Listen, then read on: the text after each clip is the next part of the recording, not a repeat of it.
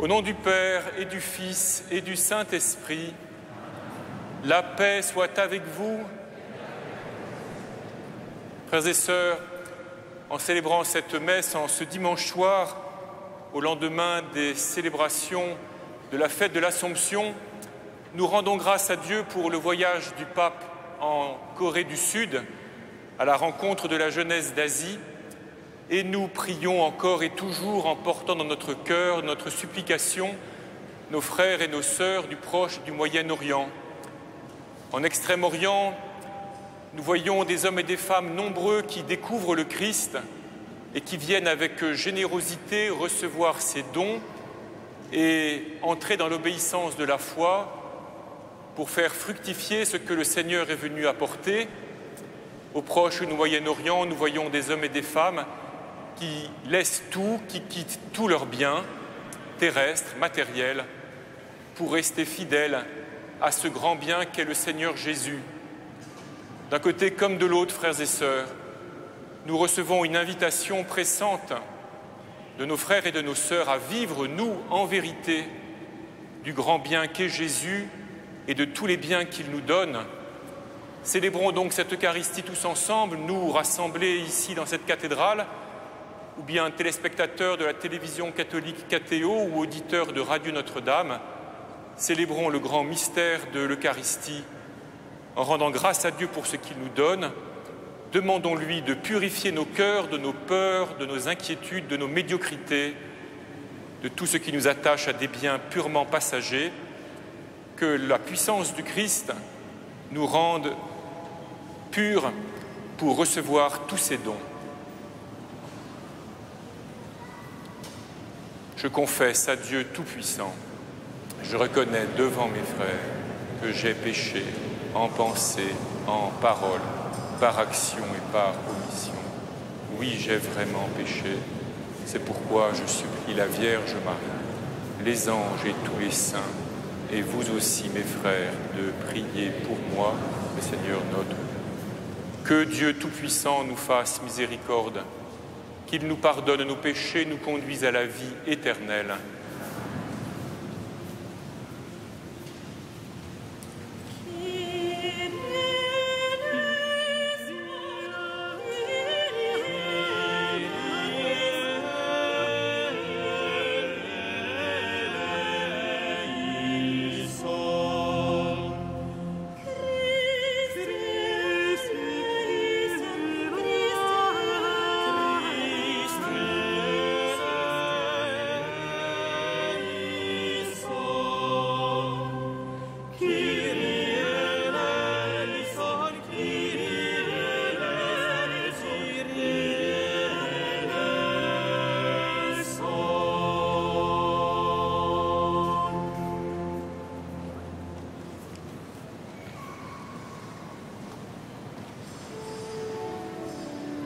Gloria in excelsis Deo.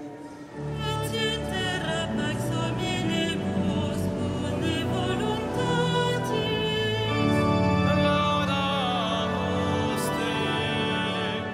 Benedicimus Te. Adoramus Te. Glorificamus Te. Gratias agimus Tibi.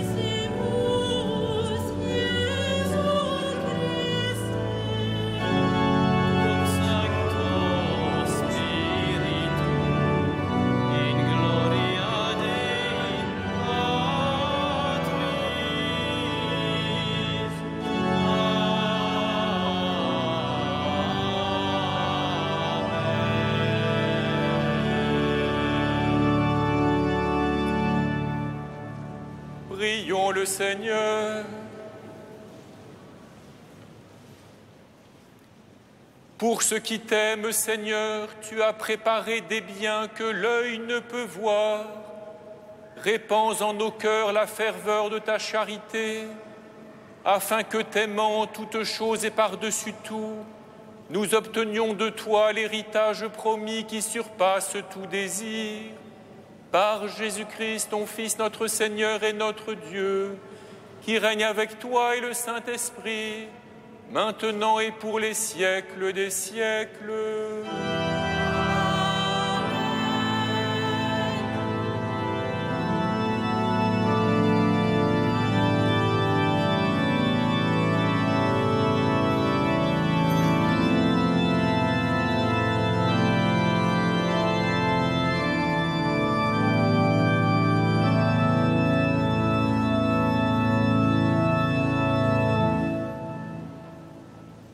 Lecture du livre d'Isaïe.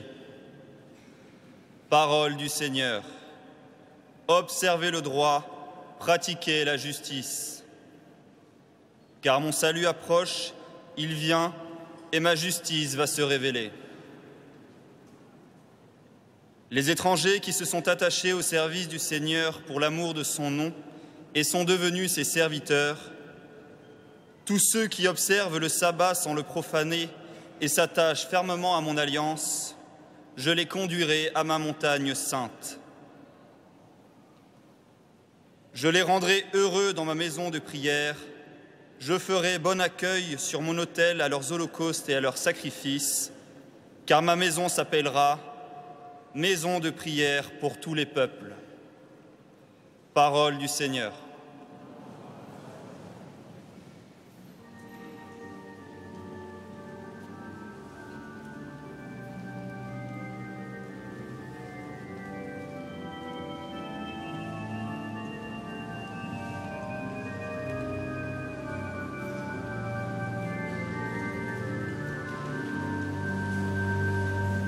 Psalite Deo, psalite, Alleluia, Alleluia.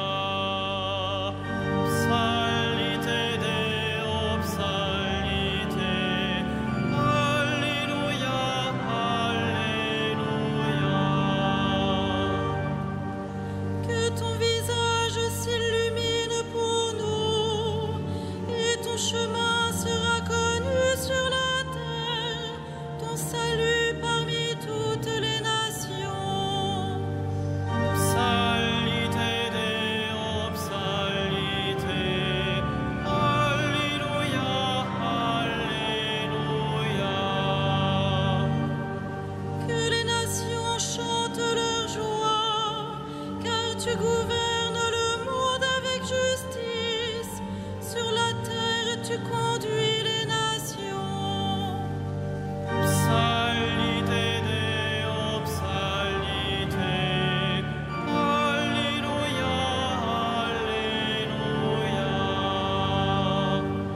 Dieu, notre Dieu, nous bénit, que Dieu nous bénisse et que la terre tout entière l'adore. Psalite Deo, psalite, Alleluia, Alleluia.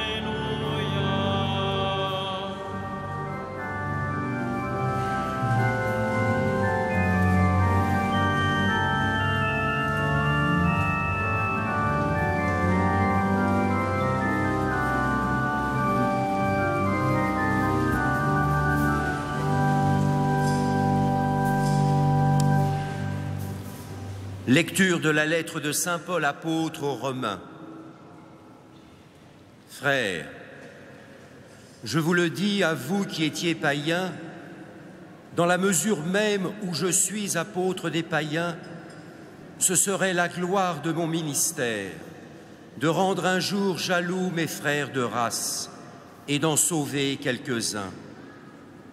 Si en effet le monde a été réconcilié avec Dieu quand ils ont été mis à l'écart, qu'arrivera-t-il quand ils seront réintégrés? Ce sera la vie, pour ceux qui étaient morts. Les dons de Dieu et son appel sont irrévocables. Jadis, en effet, vous avez désobéi à Dieu, et maintenant, à cause de la désobéissance des fils d'Israël, vous avez obtenu miséricorde. De même, aussi, maintenant, ils ont désobéi à cause de la miséricorde que vous avez obtenue. Mais c'est pour que maintenant, eux aussi, ils obtiennent miséricorde. Dieu, en effet, a enfermé tous les hommes dans la désobéissance pour faire miséricorde à tous les hommes. Parole du Seigneur.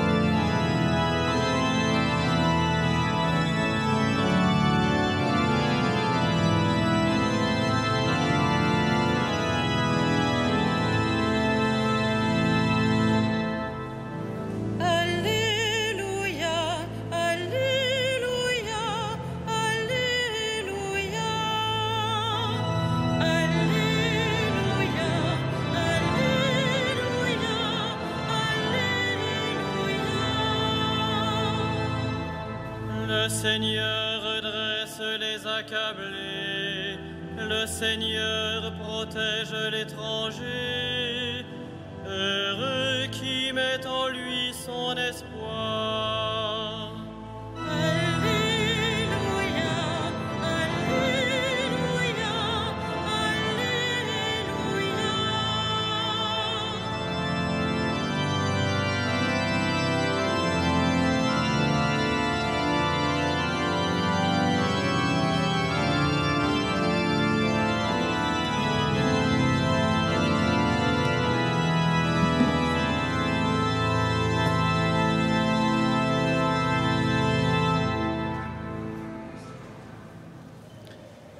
Le Seigneur soit avec vous.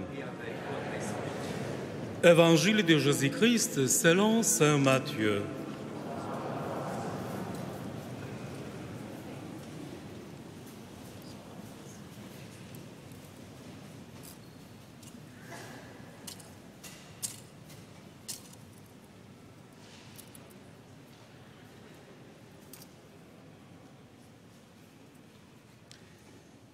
Jésus s'était retiré vers la région de Tyr et de Sidon.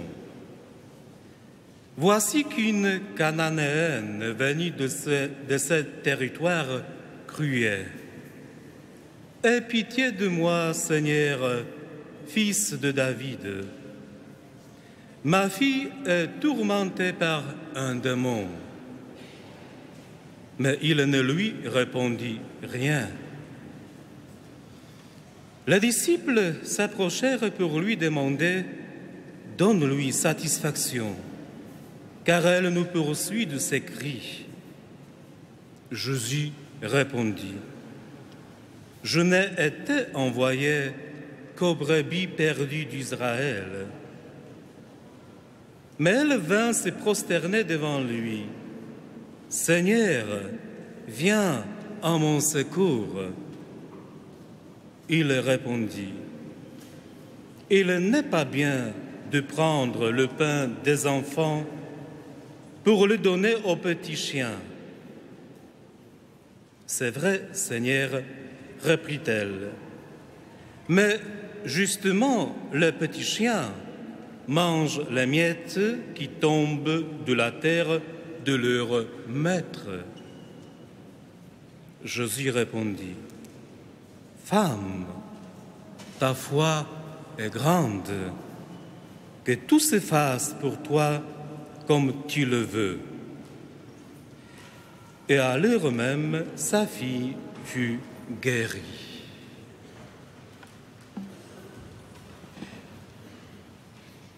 Acclamons la parole de Dieu.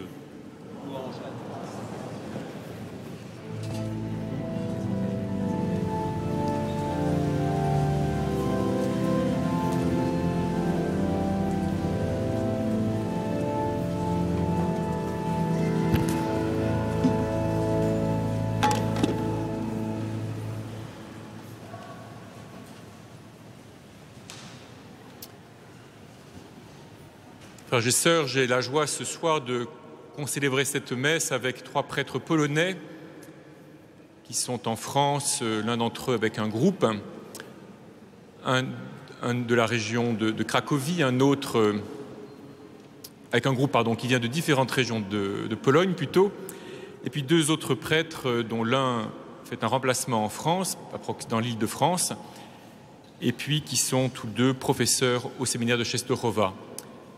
Et ceci nous permet de toucher encore une fois, comme souvent ici dans cette cathédrale, du doigt la catholicité de notre Église.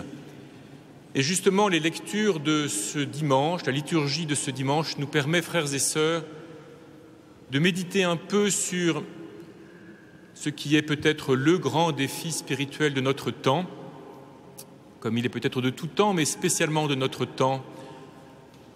Un défi spirituel que le voyage du pape en Corée du Sud et l'expansion du christianisme qui se passe en Asie de façon générale, comme la violence que subissent nos frères et sœurs d'Irak et puis du Proche et du Moyen-Orient de façon plus générale, mais aussi leur formidable fidélité au Christ. Tout ceci donc nous stimule et nous aide à nous nourrir de ce que la liturgie de l'Église a tiré du trésor des Écritures saintes pour nous éclairer ce soir et cette semaine. Pourquoi Jésus ne répond-il rien à la cananéenne qui le supplie?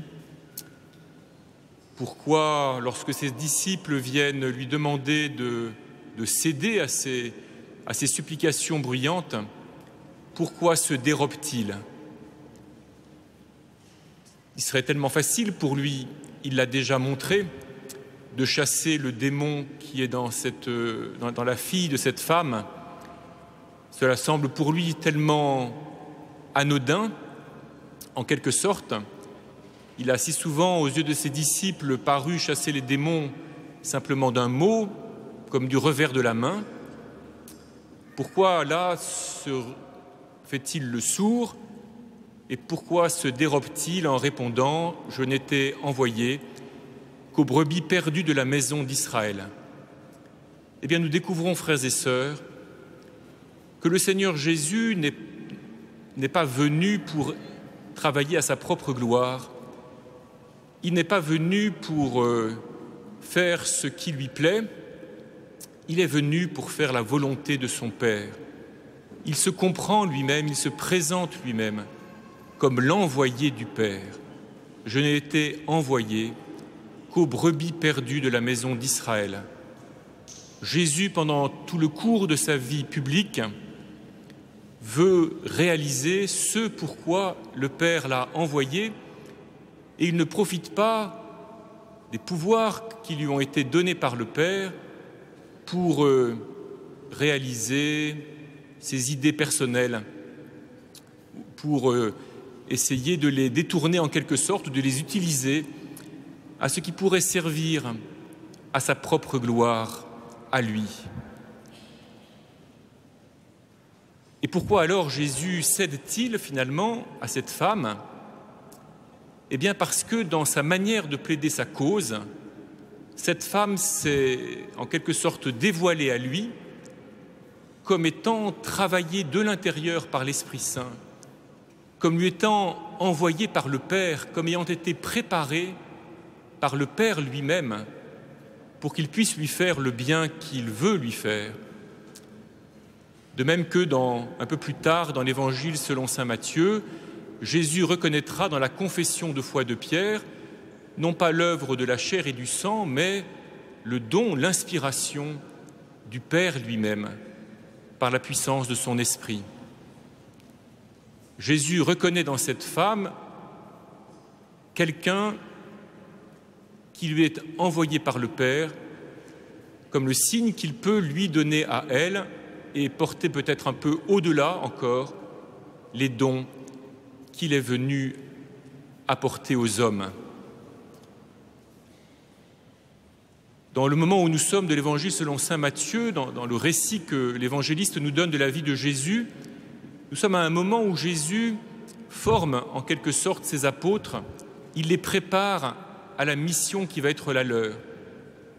Et ici, il leur a donné l'occasion, eux, membres du peuple d'Israël, il leur a donné l'occasion de désirer, de demander que le bien que Jésus est venu apporter à Israël, il l'en donne un peu au moins, il le partage à cette femme venue des Cananéens, de Tyr et de Sidon, venue des Phéniciens. Même si les apôtres intercèdent pour elle, surtout pour se débarrasser de ses cris, c'est déjà un premier pas vers ce que Jésus attendra d'eux, leur confiera plus tard, qui sera d'aller porter à tous les peuples le grand bien qu'il est venu faire d'abord, lui, pour Israël. Qu'a dit cette femme? Quel est l'argument, en quelque sorte, qui retourne le regard que Jésus porte sur elle? Il n'est pas bon, dit Jésus, de donner le pain des enfants aux petits chiens. C'est vrai, répond la Cananéenne, mais justement, les petits chiens mangent les miettes qui tombent de la table de leur maître. Ce qui émerveille Jésus, c'est que cette femme comprend que Jésus vient pour Israël. Elle comprend que ce qu'elle demande, elle ne peut le recevoir que par dérivation de ce que le Dieu vivant, le vrai Dieu, veut donner d'abord à Israël. Elle comprend que ce qu'elle demande, elle ne peut le recevoir que si cela déborde en quelque sorte des biens que Dieu a préparés pour la descendance d'Abraham, pour le peuple avec qui il a fait une alliance. Et ceci, frères et sœurs, est très important pour nous, car il est capital que nous comprenions, nous qui, pour l'immense majorité d'entre nous, sommes issus de peuples païens, d'ancêtres païens, il est capital que nous comprenions que les grands biens de Jésus dont nous vivons, nous les recevons en dépendance de la fidélité du peuple d'Israël. Nous les recevons parce que Pierre et Jacques et Jean et André et tous les autres apôtres et Marie et Saül devenu Paul, tous juifs, tous descendants d'Abraham, ont reçu ces biens que Jésus est venu apporter et ont consenti à les partager à tous les hommes. Ils ont consenti à distribuer généreusement le pain qui leur était apporté par Jésus à tous les peuples, à tous les hommes. Et nous sommes en dette de cela à jamais.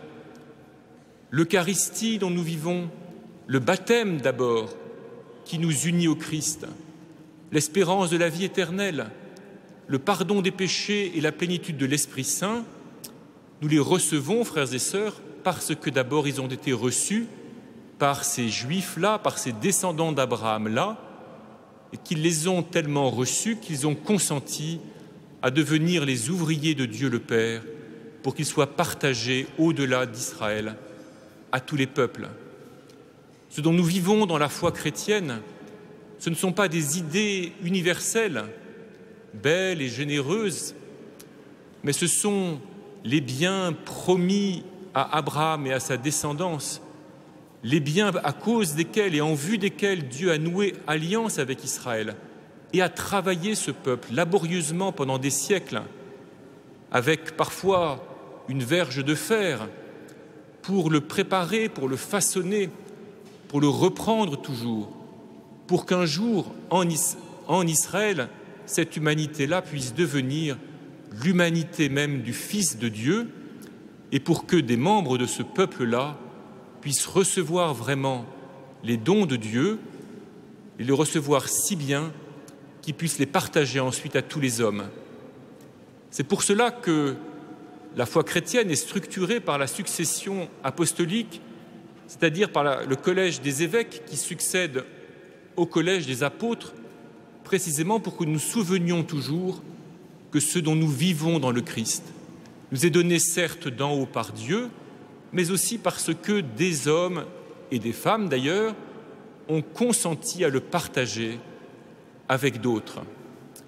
S'il y a des dogmes dans notre foi, s'il y a des faits qui sont définis, qui sont précisés, s'il y a des points de passage obligés, c'est parce que nous ne vivons pas de vérité générale ou abstraite, mais nous vivons de cela qui s'est préparé longuement pendant des siècles en Israël et qui a pu être reçu un jour par des membres de ce peuple pour être ensuite porté, partagé généreusement avec tous les hommes.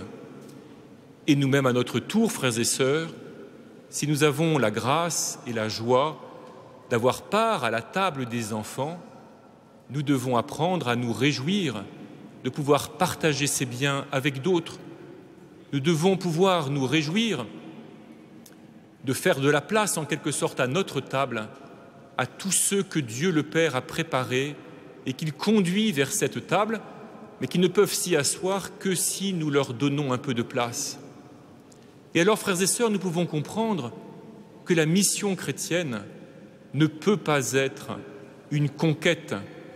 La mission chrétienne ne consiste pas à chercher à imposer à qui que ce soit nos idées ou notre vision du monde, mais elle consiste à nous nourrir pleinement de ce que Dieu nous donne, de sorte que tous ceux que le Père attire vers son Fils par la puissance de l'Esprit puissent voir ces biens, puissent les désirer, et elle consiste aussi, cette mission, à ce que nous les accueillions, nous leur donnions part généreusement, largement, comme à des frères et des sœurs attendus, espérés, à ce que nous-mêmes nous recevons par la grâce et la miséricorde de Dieu.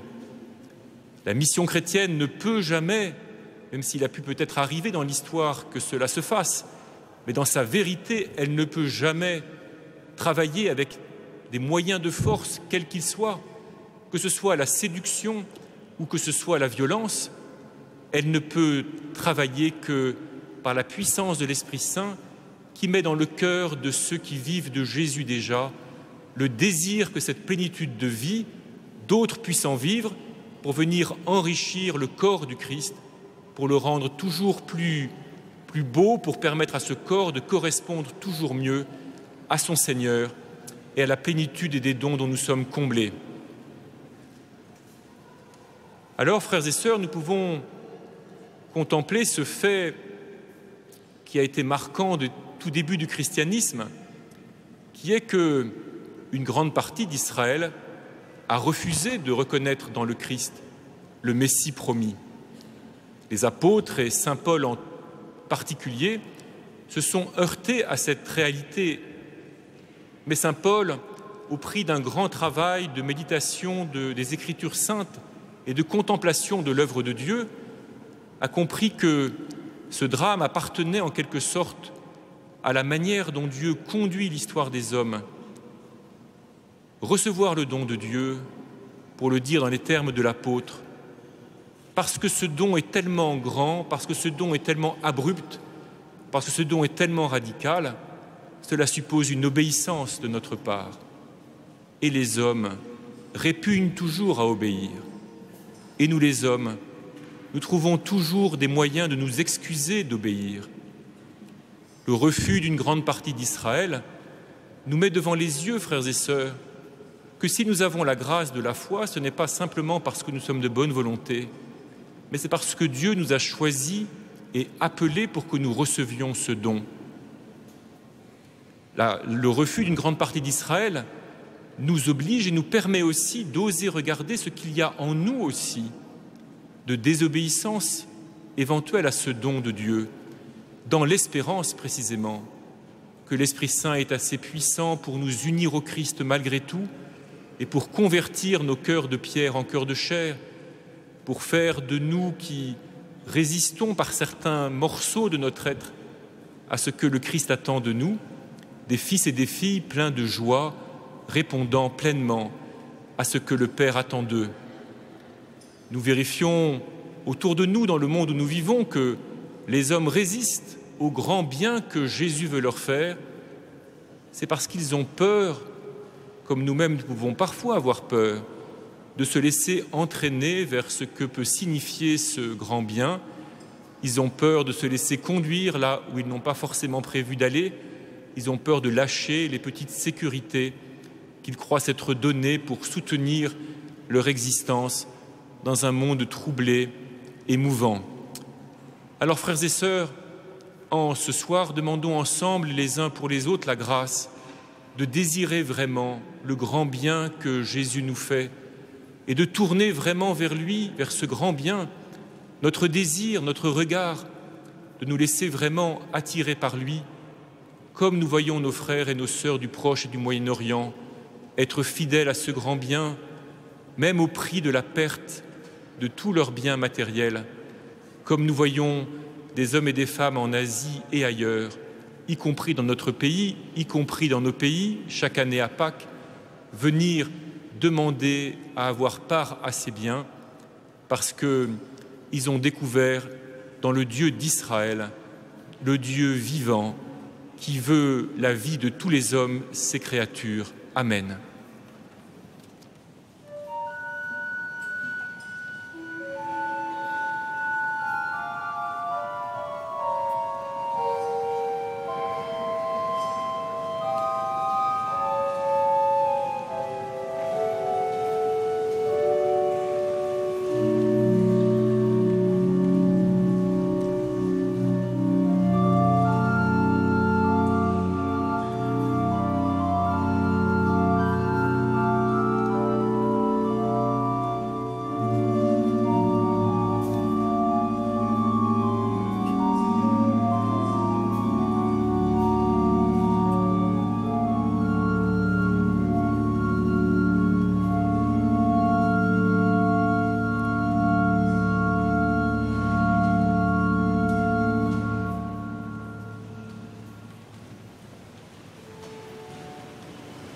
Credo in unum Deum.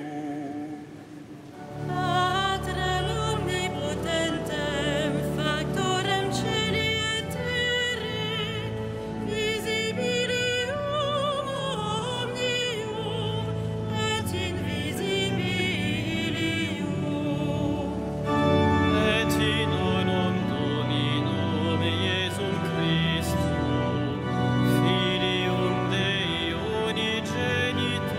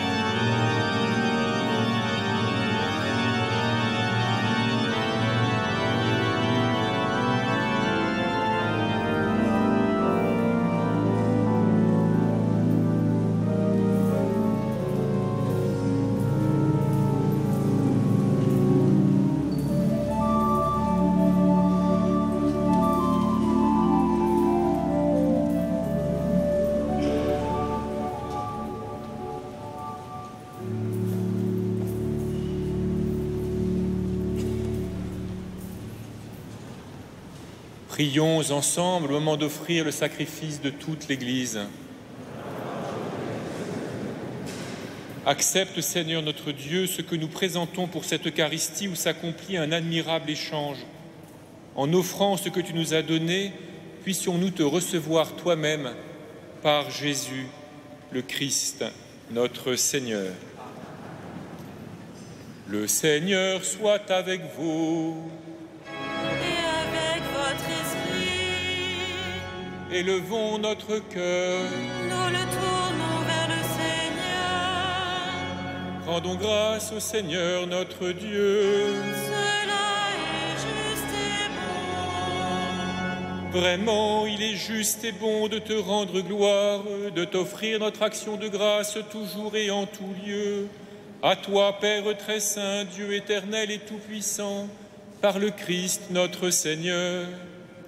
Dans le mystère de sa Pâque, il a fait une œuvre merveilleuse, car nous étions esclaves de la mort et du péché, et nous sommes appelés à partager sa gloire.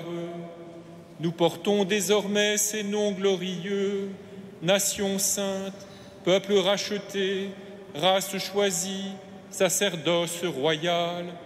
Nous pouvons annoncer au monde les merveilles que tu as accomplies, toi qui nous fais passer des ténèbres à ton admirable lumière. C'est pourquoi, avec les anges et les archanges, avec les puissances d'en haut et tous les esprits bienheureux, nous chantons l'hymne de ta gloire et sans fin nous proclamons.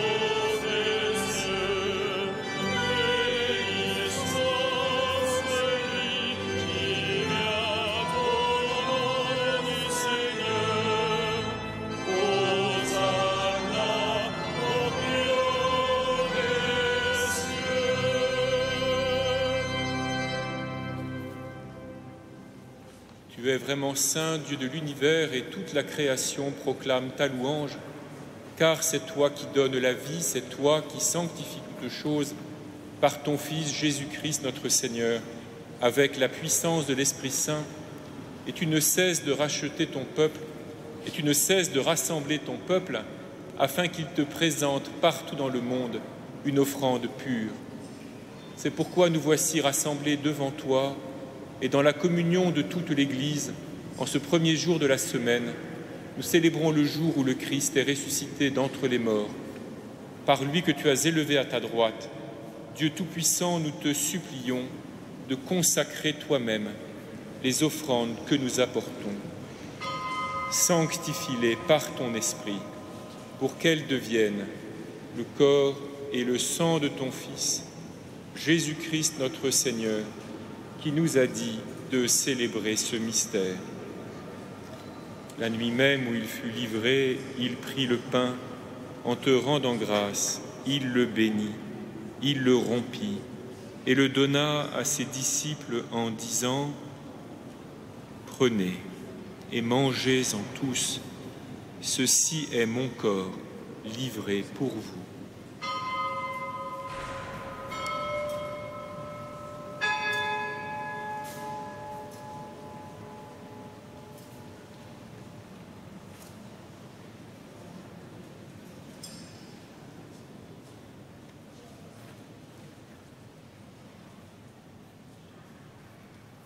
De même, à la fin du repas, il prit la coupe. En te rendant grâce, il la bénit et la donna à ses disciples en disant : « Prenez et buvez-en tous, car ceci est la coupe de mon sang, le sang de l'alliance nouvelle et éternelle, qui sera versé pour vous et pour la multitude en rémission des péchés. Vous ferez cela en mémoire de moi. »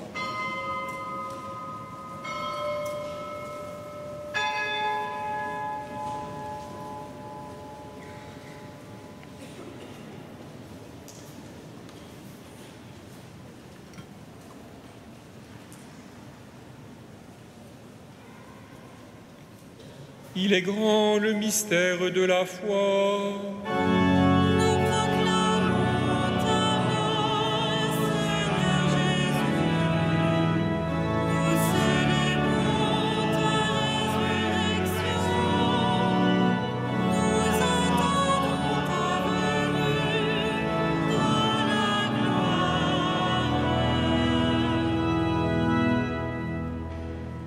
En faisant mémoire de ton Fils, de sa passion qui nous sauve, de sa glorieuse résurrection et de son ascension dans le ciel, alors que nous attendons son dernier avènement, nous présentons cette offrande vivante et sainte pour te rendre gloire. Regarde, Seigneur, le sacrifice de ton Église et daigne y reconnaître celui de ton Fils qui nous a rétablis dans ton alliance, quand nous serons nourris de son corps et de son sang et remplis de l'Esprit Saint. Accorde-nous d'être un seul corps et un seul esprit dans le Christ.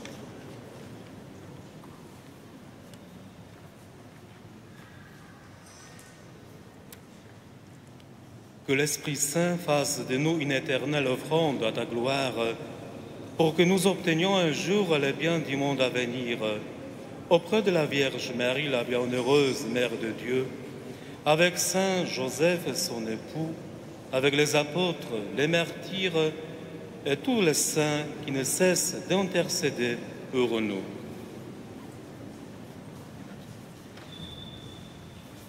Et maintenant, nous te supplions, Seigneur, par le sacrifice qui nous réconcilie avec toi, étends au monde entier le salut et la paix. Affermis la foi et la charité de ton Église au long de son chemin sur la terre. Veille sur ton serviteur, le pape François, et notre évêque André, évêque Éric, l'ensemble des évêques, les prêtres, les diacres et tout le peuple de racheté. Écoute les prières de ta famille assemblée devant toi et ramène à toi, Père très aimant, tous tes enfants dispersés. Pour nos frères défunts, pour les hommes qui ont quitté ce monde et dont tu connais la droiture, nous te prions. Reçois-les dans ton royaume, où nous espérons être comblés de ta gloire, tous ensemble et pour l'éternité, par le Christ notre Seigneur, par qui tu donnes au monde toute grâce et tout bien. Par lui, avec lui et en lui.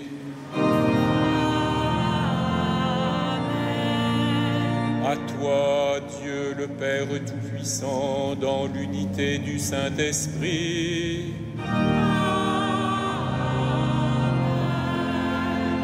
Tout honneur et toute gloire pour les siècles des siècles.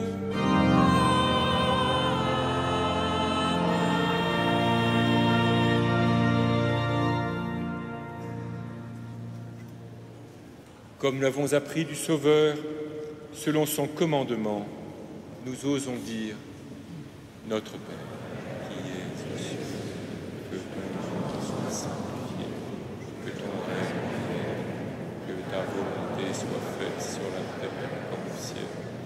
Donne-nous aujourd'hui notre pain de ce jour. Pardonne-nous nos offenses, comme nous pardonnons aussi à ceux qui nous ont offensés. Et ne nous soumets pas à la tentation, mais délivre-nous du mal. Délivre-nous de tout mal, Seigneur, et donne la paix à notre temps. Par ta miséricorde, libère-nous du péché, rassure-nous devant les épreuves, en cette vie où nous espérons le bonheur que tu promets et l'avènement de Jésus-Christ, notre Sauveur.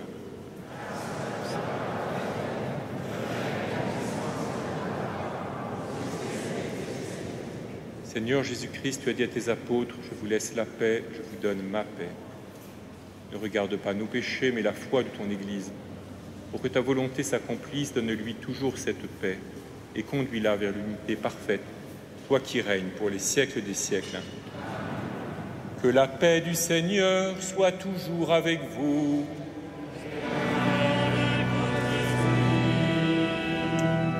Frères et sœurs, dans la charité du Christ, donnez-vous la paix.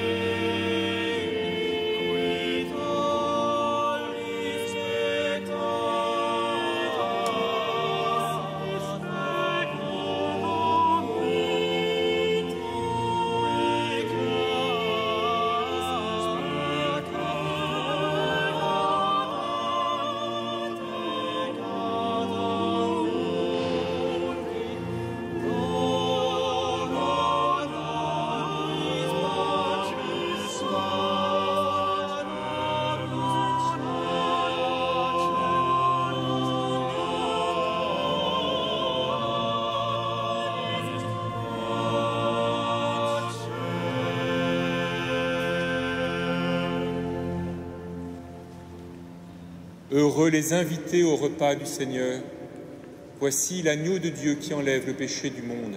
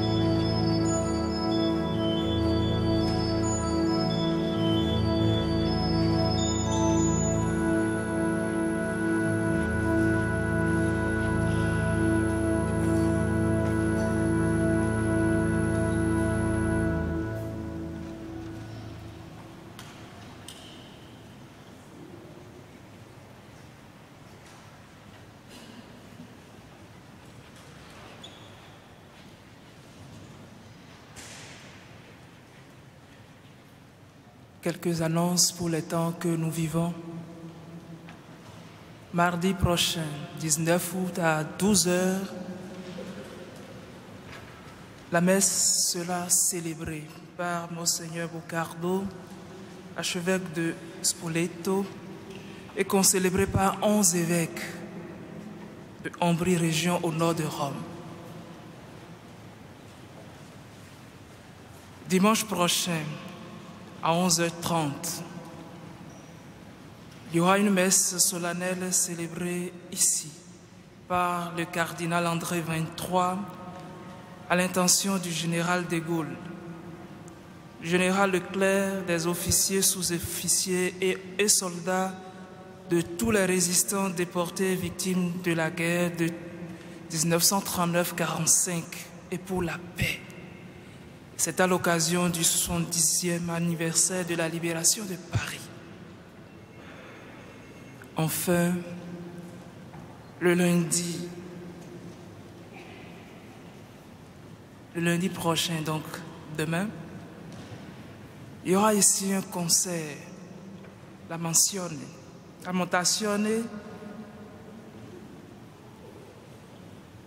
à 20h30. Et vous pouvez prendre des billets à l'accueil comme d'habitude. Merci.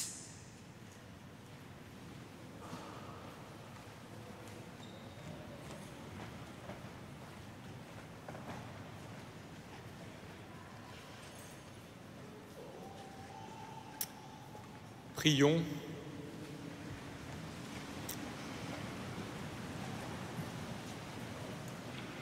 Par cette Eucharistie, Seigneur, tu nous as unis davantage au Christ et nous te supplions encore, accorde-nous de lui ressembler sur la terre et de partager sa gloire dans le ciel, lui qui règne pour les siècles des siècles.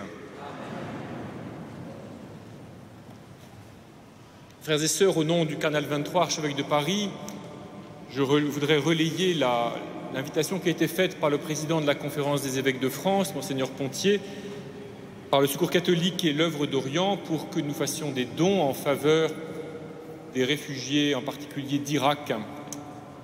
Nous pouvons nous adresser donc soit au Secours catholique, soit à l'œuvre d'Orient pour faire ces dons. Ils ont besoin d'aide, aussi bien pour pouvoir se réinstaller là où ils sont pour le moment, donc ils ne peuvent retourner chez eux, pour pouvoir y reconstruire éventuellement une vie. Il y a peut-être aussi besoin d'aide pour ceux qui ont choisi de venir se réfugier dans notre pays ou dans d'autres pays comme le nôtre. Et que tout cela, en tout cas, frères et sœurs, nous encourage encore et toujours à les porter profondément dans notre pensée, dans notre cœur, à mesure que nous reprenons le cours de nos activités ordinaires. Le Seigneur soit avec vous. Que Dieu Tout-Puissant vous bénisse, le Père, le Fils et le Saint-Esprit.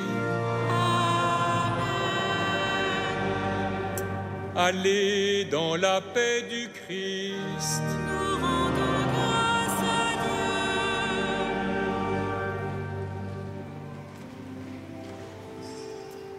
Salve Regina.